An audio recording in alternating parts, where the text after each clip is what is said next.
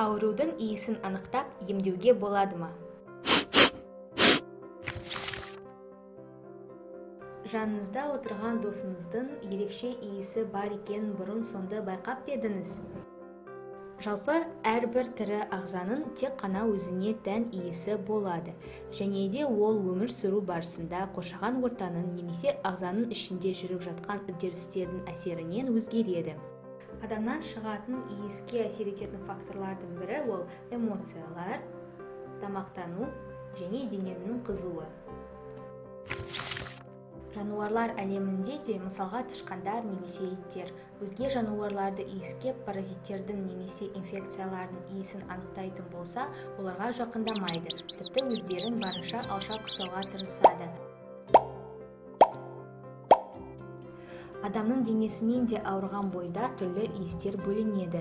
Алайда біздің мұрнымыз аз байқалатын иістерді сезе алмағандықтан, ауру адамдарды бірден ажырата алмаймыз.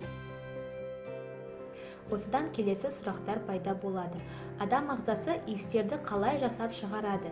Иістер өздерімен өздері пайда болады ма? Жоқ, әлде оларды тудыратын белгілі бір ағзалар бар ма?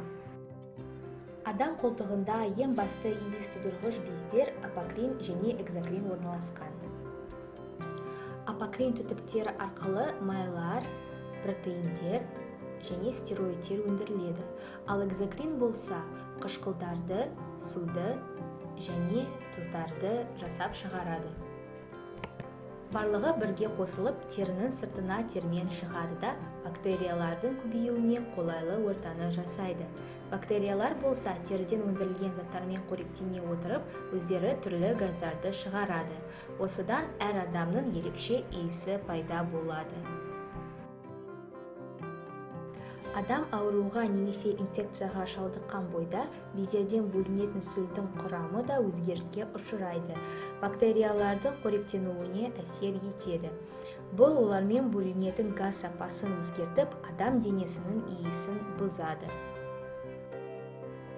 Осылай шешек вирусы қатты саситын иіске ие. Сүзек инфекциясы болса, жаңадан піскен қара бидай наны секілді аңқиды. Ал туберкулез ескірген сыра болып мұңқиды. Осы шығармашылық жобаны жасау барысында жасы, әлеуметтік санаты және жынысы әртүрлі 51 адамның арасында қосымша сауалнама жүргізілген болатын.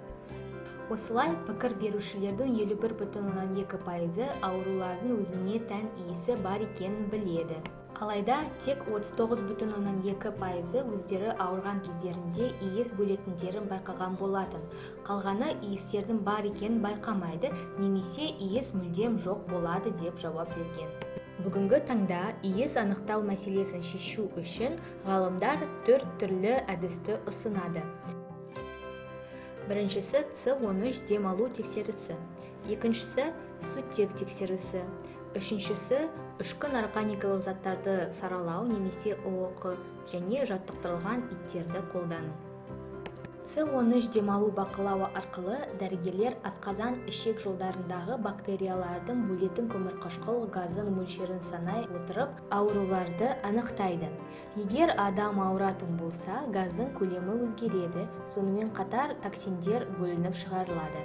Осы тексеру арқылы гастрит, ұйқы безінің жетіспеушілігі немесе хеликобактер пилориді анықтауға болады. Сутек негізіндегі бақылау дәл солай жұмыс жасайды. Алайда аты айтып тұрғандай, көмірқышқыл газының орнына сутектің мөлшері бақыланады. ООQ-ды саралау барысында ғалымдар арнайы ит тұмсығына ұқсас электронды мұрындарды немесе спектрометрлерді қолданады. Осы сенсорлар адам денесінде болар-болмас өзгерістерді байқап, тіпті кейбір обыр түрлерін бастапқы сатыда үйреншікті талдаулардан әлде қайда ертерек анықтауға көмектеседі. Сонымен қатар, қазіргі таңда дамыған елдер ауруларды анықтау үшін иттерді жиі қолдана бастаған. Себебі адам үйрете алатын жануарлардың ішінде иттің мұрыны ең көп иіс түрлерін ажырата алады. Кейбір деректер бойынша ит мұрнында шамамен 225 миллионға жуық иіс сезу жасушалары бар. Итті күшігінде үйрет демекші, арнайы медицина саласында жасайтын кинологтар күшіктерді түрлі анықталған аурулардың истеріне үйретіп, сол иісті сезген бойда белгілі бір іс-қимылды жасауға дағдыландырған. Бүгінгі таңның өзінде мамандар иттерді тері, қуық, өкпе, аналық без обырларын және ас қорыту жолдарының ауруларын анықтауға үйреткен болатын. Сауалнамадан өткен адамдардың 62% иісті тексеру жыл сайын өткізілетін скринингтің қатарына қосылуын денсаулық сақтау ұйымы қарастыру керек деп ойлайды. Осы тексерістерді Қазақстанға енгізу үшін ең бастысы бағасына назар аудару қажет. Ғалымдардың айтуы бойынша көрсетілген бақылаулардың дәлдігі 100%-ға жуық, әрі арзан болып табылады. Оларға қарағанда итті ұстап үйрету өте қымбат. Осы диаграммада айтылған тексерістер мен технологиялардың болашағы бар ма деген сұраққа жауап береді. Жауап берушілердің 64,7% осы тәсілдердің болашағы бар, бірақ жақын арада емес. 31,4% болашағы бар деп ойлайды. Осы технологияларға байланысты ұсыныстарға тоқтала кетсем. Осы технологиялар қолданысқа жылдамырақ шығу үшін ең алдымен ауруды иісінен анықтау үшін зерттеулеріне көбірек қаражат бөлу қажет. Адамдарға иістерді талқылаудың маңызын жеткізу және оларға қажетті ақпаратты беру. Сенсорларды барлық емханаларда орнатып, стандартты скринингтен өту қатарына міндетті түрде қосу. Құрылғыларды барынша арзан жасау арқылы оларды тек қана ауруханаларда емес, сонымен қатар үйде де орналатындай қылып құру. Және соңғысы, осы сенсорларды далада орнату. Назарларыңызға рахмет.